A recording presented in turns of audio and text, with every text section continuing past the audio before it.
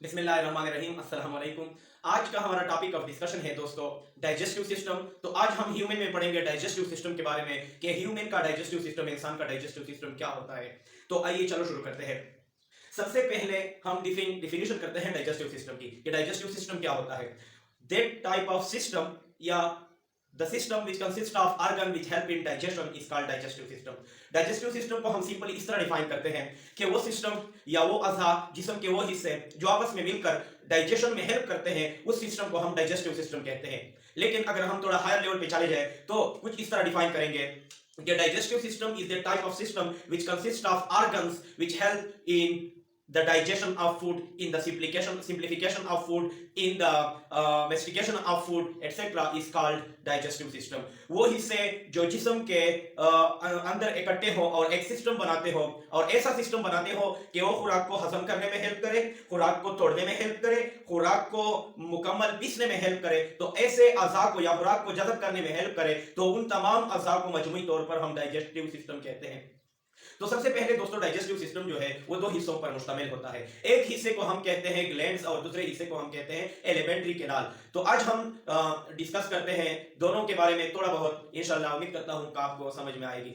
तो ये है हमारा डाइजेस्टिव सिस्टम जो आपको नजर आ रहा है बोर्ड पर। यहां से लेकर, जिसको हम ओरल कैविटी कहते हैं, यहां से लेकर यहां तक खुराक आती है स्टमक तक आती है, स्टमक से स्मॉल इंटेस्टाइन में आ जाती है और स्मॉल इंटेस्टाइन से होती हुई लार्ज इंटेस्टाइन में आ जाती है और लार्ज इंटेस्टाइन से जिस्म से बाहर के रास्ते जिस्म से बाहर खारिज होती है।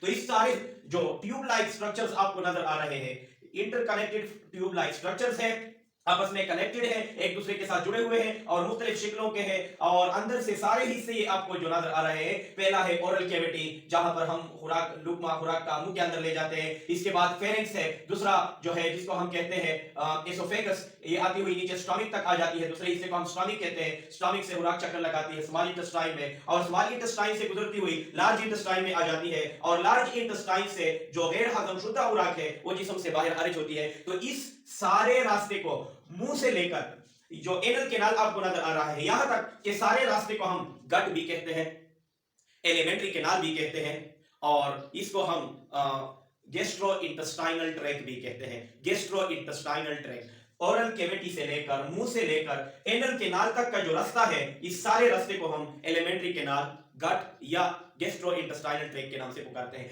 ये हुआ डाइजेस्टिव सिस्टम का पहला हिस्सा जिसको हमने एलिमेंट्री कैनाल का नाम दिया। अब दूसरा है एलिमेंट्री कैनाल का दूसरा हिस्सा, वो है एक लीवर है और दूसरा है पेंक्रियाज। लीवर और पेंक्रियाज डाइजेस्टिव ग्लैंड्स कहलाते हैं और ये खुराक के डाइजेशन में हेल्प करते हैं।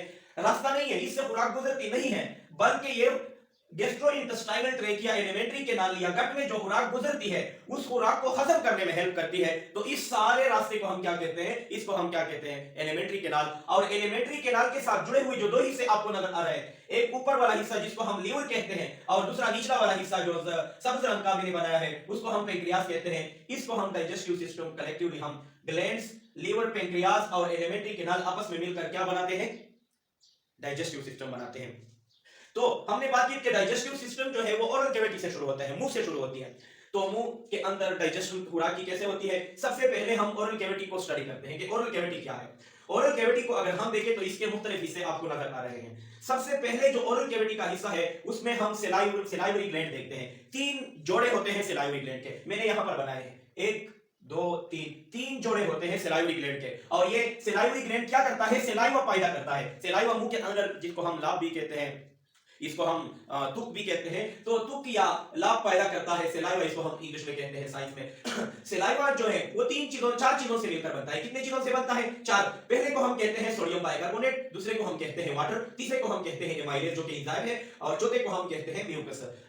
NaHCO3 क्या करता है, खुराक को अल्केलाइन बनाता है। एक एसिड होता है दूसरा बेस होता है, तो ये खुराक को बेसिक बनाता है। या जब ये मुंह के अंदर निकलता है NaHCO3 सिलाइवा के साथ, तो मुंह के अंदर सिलाइवा के अंदर पीएच का लेवल जो है वो 8 तक पहुंच जाता है। दूसरा है वाटर। वाटर खुराक को नरम बनाती है और खुराक को मिक्स करने में भी हेल्प करती है। एमाइलेज एक एंजाइम है जो कि कार्बोहाइड्रेट के डाइजेशन में हेल्प करती है। सेलाइवा है, सेलाइवा के अंदर जो है वो एमाइलेज एंजाइम निकलता है, एमाइलेज एंजाइम कार्बोहाइड्रेट की डाइजेशन करता है। और दूसरा है म्यूकस, म्यूकस जो है वो मुंह के अंदर जो खुराक हमने डाली है, मुंह के अंदर जो कैविटी पाई जाती है, जो हरी जगह आपको नजर आ रही है, उसको लुब्रिकेट करती है, गीला करती है ताकि खुराक को हड़प करने में आसानी हो। इसके बाद दूसरा हिस्सा है हमारे साथ फेरिंक्स, ये हिस्सा आपको नजर आ रहा है। Pharynx is the common way for food and air. Pharynx एक ऐसा रास्ता है जो खुराक और हवा को अंदर, हवा के अंदर जाने का मुश्तरक रास्ता है।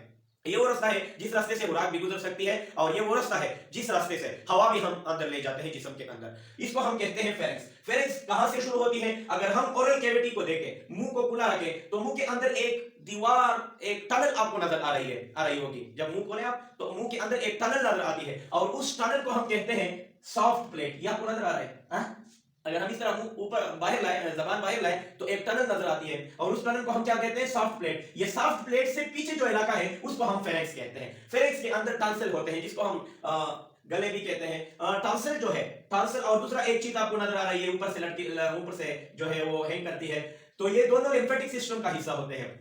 इसके बाद मुंह के अंदर यानी ओरल कैविटी के अंदर जबान भी होती है। जबान जो है मुख्तलिफ किस्म के काम परफॉर्म करती है, मुख्तलिफ किस्म के फंक्शन परफॉर्म करती है। पहला फंक्शन जबान का है, ये जायका पहचानने में हेल्प करती है। जबान का जो अगला हिस्सा है वो स्वीट टेस्ट हमें बताती है। जबान की जो साइड्स है, अगले साइड्स, ये साल्टी हमें बताती है। जबान की जो पिछले साइड्स है वो सोर के बारे में हमें बताती है। और जबान का जो आखिरी हिस्सा है, आखिरी किनारा है दरमियान वाला, ये हमें बिटर टेस्ट के बारे में बताती है। और इसके साथ साथ जो है ओरल कैविटी के अंदर यानी मुंह के अंदर दांत भी होते हैं, दांत भी मौजूद होते हैं, जिसको हम टीथ कहते हैं। टीथ जो है वो 4 किस्म के दांत होते हैं। कितने किस्म के होते हैं? 4 किस्म के। एक को हम कहते हैं मोलर, जो पिछली सबसे पीछे की तरफ होते हैं।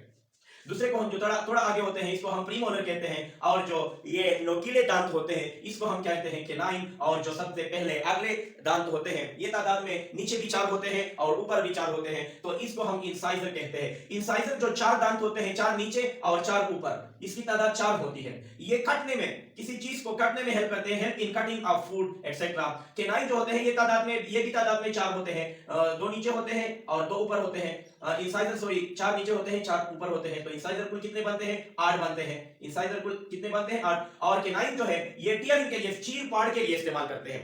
किस चीज के लिए इस्तेमाल होते हैं? चीर फाड़ के लिए इस्तेमाल होते हैं। और जो केनाइन के साथ 2 दांत होते हैं, अटैच होते हैं, ये भी तादाद में 2 जमा 2, 4 नीचे होते हैं और 4 ऊपर होते हैं, ये भी तादाद में 8 होते हैं। केनाइन तादाद में 4 होते हैं, और ये तादाद में जो है 4 नीचे और 4 ऊपर, ये भी तादाद में 8 होते हैं। प्रीमोलर 8 होते हैं। और मोलर जो है 6 नीचे होते हैं और 6 ऊपर, यानी मोलर जो है ये तादाद में 12 होते हैं। 12 जमा 8 20 जमा 4 24 जमा 8 32 दांत कुल बनते हैं। इंसान के जिस्म के अंदर जब एक बालिग आदमी होता है तो उसके 32 दांत होते हैं नियरली।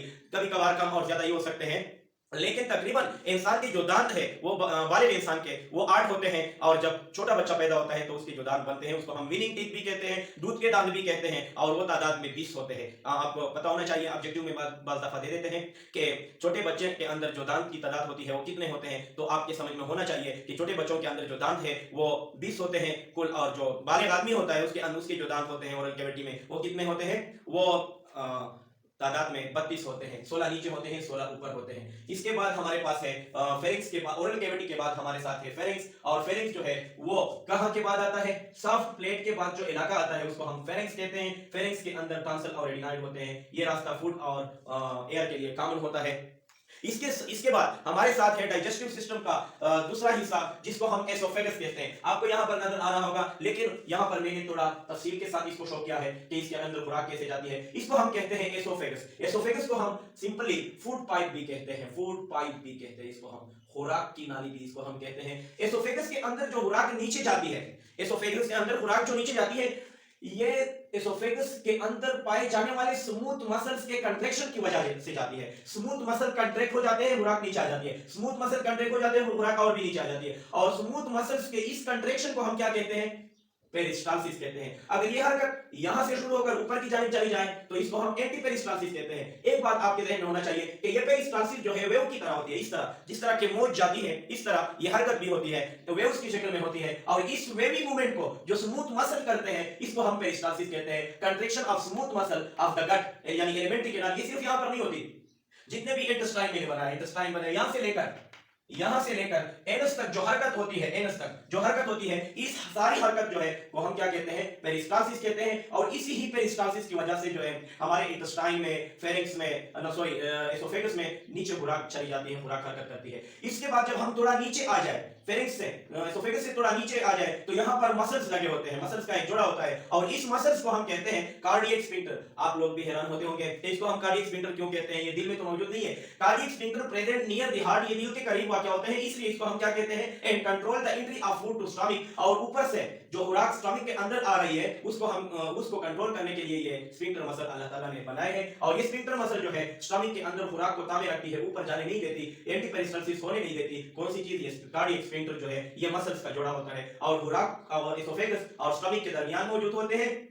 खुराक को स्टमक के अंदर बांधे रखती है, ऊपर जाने नहीं देती। कभी कभार उल्टी आ जाती है तो ये मसल खुल जाते हैं और एंटी पेरिस्टालसिस की हरकत जो है वो हो जाती है। इसके बाद है हमारे साथ एक स्ट्रक्चर है जिसको हम स्टमक कहते हैं। स्टमक एक सैक लाइक स्ट्रक्चर होता है, एक सैक लाइक स्ट्रक्चर होता है। स्टमक जो है उस स्टमक के 4 हिस्से होते हैं। ऊपर के हिस्से को हम कार्डियक स्फिंक्टर कहते हैं। इस हिस्से को हम यहां से लेकर यहां तक का जो हिस्सा आपको नजर आ रहा है इसको हम फंडस कहते हैं। और जो ये हिस्सा हमको नजर आ रहा है यहां से लेकर यहां तक का जो हिस्सा है इसको हम बॉडी कहते हैं। और स्टमक का जो निचला हिस्सा है ये हिस्सा आपको नजर आ रहा होगा, इसको हम कहते हैं पाइलोरस रीजन। स्टमक के 4 हिस्से हैं। मॉर्फोलॉजिकली अगर हम देखें ऊपर से हम स्टमक को स्टडी करें तो स्टमक के 4 हिस्से नजर आ रहे हैं। पहले हिस्से को हम कहते हैं पाइलोरिक कार्डियक स्फिंक्टर, दूसरे को हम कहते हैं फॉन्डस, तीसरे को हम कहते हैं बॉडी, और चौथे को हम कहते हैं पाइलोरस।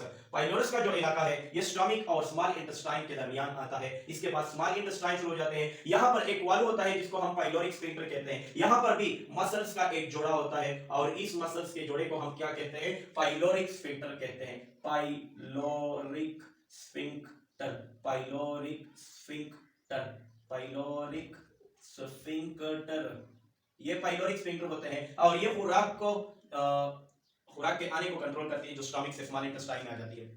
इसके बाद अगर हम स्टमक को काट ले, स्टमक में कट लगाए तो स्टमक 4 लेयर से बनती है। कितने लेयर से बनती है, लेयर्स स्टमक के कितने होते हैं, 4 लेयर्स होते हैं। स्टमक के कितने तह होते हैं, 4। जो सबसे बैरूनी तह है उसको हम सेरोसा कहते हैं, जो सबसे बैरूनी तह है। इसके बाद सेरोसा के बाद जो तह पाई जाती है ये मसल से बनी हुई होती है। स्टमक को हरकत करने देती है, स्टमक में हरकत पैदा करती है, और इस हरकत को जो है इस हरकत में हेल्प करती है ये मसल्स। ये मुख्तलिफ किस्म के होते हैं, सर्कुलर मसल्स भी होते हैं, ऑब्लिक मसल्स भी होते हैं, और क्रिस क्रॉस मैनर में भी होते हैं। मुख्तलिफ किस्म के मसल्स होते हैं यहाँ पर। और इसके बाद मसल्स जो मस्कुलर, इस लेयर को हम क्या कहते हैं, मस्कुलर कहते हैं। मस्कुलर के नीचे जो तह होती है उसको हम सब म्यूकोसा कहते हैं, और जो सबसे अंदरूनी तह होती है उसको हम म्यूकोसा कहते हैं। स्टमक की जो सबसे अंदरूनी तह आपको नजर आ रही है उसको हम म्यूकोसा कहते हैं। म्यूकोसा के अंदर, म्यूकोसा को अगर हम देखें तो ये फोल्डिंग की शक्ल में होती है, फोल्डेड होती है। जगह जगह पर इसमें फोल्ड्स पाए जाते हैं। मैंने बहुत ज्यादा बनाए हैं और इसी तरह बहुत ज्यादा फोल्ड्स पाए जाते हैं। और इस फोल्ड को क्या कहते हैं, रोजी कहते हैं। ये फोल्ड्स जो स्टमक में आपको नजर आ रहे हैं इसको हम रोजी कहते हैं। क्या कहते हैं, रोजी। अगर हम रोजी को थोड़ा जूम करें तो रोजी के अंदर गैस्ट्रिक ग्लैंड पाए जाते हैं, और गैस्ट्रिक ग्लैंड सेवरल मिलियंस होते हैं, सेवरल मिलियंस गैस्ट्रिक ग्लैंड होते हैं। और इसका काम क्या होता है, produce 400 to 800 ml gastric juice. और इसका काम क्या होता है, गैस्ट्रिक जूस, इसका काम होता है गैस्ट्रिक जूस पैदा करना। अगर हम जूस को देखें तो जूस के अंदर मुख्तलिफ किस्म के, गैस्ट्रिक जूस के अंदर मुख्तलिफ किस्म के सब्सटेंसेस होते हैं, इसमें मुख्तलिफ किस्म के सब्सटेंसेस होते हैं। तो सबसे पहले हम देखते हैं कि ये गैस्ट्रिक ग्लैंड किस चीज से बनते हैं। गैस्ट्रिक ग्लैंड म्यूकोसल टिश्यू से बनते हैं, म्यूकोसल सेल से बनते हैं, सरफेस एपिथेलियल से बनते हैं। सरफेस एपिथेलियल का काम क्या होता है, एब्जॉर्प्शन का काम होता है। सरफेस एपिथेलियम का काम सरफेस एब्जॉर्प्शन होता है, खुराक को जज़ब करते हैं। जो खुराक हजम होती है वो यहाँ पर थोड़ा सा खुराक यहाँ पर जज़ब भी होती है, खून के अंदर शामिल होती है। इसके बाद जो दूसरे सेल आपको नजर यहाँ पर मैंने लिखा है कि म्यूकोसल सेल भी, यहाँ पर म्यूकस सेल भी पाए जाते हैं। म्यूकस जो है वो क्या करता है, स्टमक के अंदरूनी वाल की हिफाजत करती है, प्रोटेक्शन करती है। क्योंकि स्टमक के जो पेराइटल सेल हैं, जो स्टमक के पेरिएटल सेल या ऑक्सेंटिक सेल भी इसको हम कहते हैं, ये HCl पैदा करती है। तो HCl अगर स्टमक के अंदर शामिल हो जाए तो सवाल पैदा होता है कि स्टमक की दीवार खुद क्यों हजम नहीं होती, दूसरे खुराक स्टमक के अंदर क्यों हजम होते हैं, और स्टमक की दीवार जो है वो खुद क्यों हजम नहीं होती। स्टमक की दीवार खुद इसलिए हजम नहीं होती क्योंकि स्टमक की दीवार के ऊपर एक म्यूकस, एक जेली लाइक स्ट्रक्चर होती है, एक जेली लाइक माया पाया जाता है जिसको हम म्यूकस कहते हैं। और ये म्यूकस जो है वो स्टमक की हिफाजत करती है, प्रोटेक्शन करती है। इसके साथ साथ चीफ सेल होते हैं, चीफ सेल भी गैस्ट्रिक ग्लैंड का हिस्सा होते हैं। गैस्ट्रिक ग्लैंड जो है, चीफ सेल जो है वो पेप्सिनोजेन पैदा करता है, जो कि पेप्सिन की इनएक्टिव फॉर्म है। और दूसरा जो एंजाइम पैदा करता है उसको हम क्या कहते हैं, लाइपेज। चीफ सेल का काम एंजाइम पैदा करना है। और यहाँ पर हमने ऑक्जेंटिक सेल का नाम ये लिखा है, oxyntic cell secrete HCl and intrinsic factor vitamin B12 को एब्जॉर्ब करते हैं, विटामिन B12 को एब्जॉर्ब करते हैं, डाइजेस्ट करते हैं, विटामिन B12 को क्या करते हैं, डाइजेस्ट करते हैं। और यहाँ पर जी सेल होते हैं, जी सेल का काम है हार्मोन पैदा करना, और ये हार्मोन कौन सा होता है, गैस्ट्रीन हार्मोन, और गैस्ट्रीन हार्मोन जो है वो स्टमक को और भी गैस्ट्रिक जूस पैदा करने पर मजबूर करती है, ये स्टमक को और ज्यादा गैस्ट्रिक जूस पैदा करने पर मजबूर करती है। कौन सा हार्मोन, गैस्ट्रीन। गैस्ट्रीन हार्मोन कहाँ पैदा होता है, जी सेल से। और गैस्ट्रीन हार्मोन का काम क्या है, ये खुराक के अंदर शामिल नहीं होती, बल्कि गैस्ट्रीन हार्मोन को ब्लड के अंदर शामिल किया जाता है। किस चीज के अंदर, ब्लड के अंदर शामिल किया जाता है, और ये स्टमक के गैस्ट्रिक ग्लैंड को गैस्ट्रिक जूस पैदा करने पर मजबूर करती है। ये थोड़ा बहुत था हमारे पास स्टमक के बारे में। इंशाल्लाह अगर जिंदगी रही तो अगले लेक्चर में हम स्मॉल इंटेस्टाइन और लार्ज इंटेस्टाइन के बारे में बात करेंगे। अब तक के लिए इजाजत दीजिए, अल्लाह हाफिज।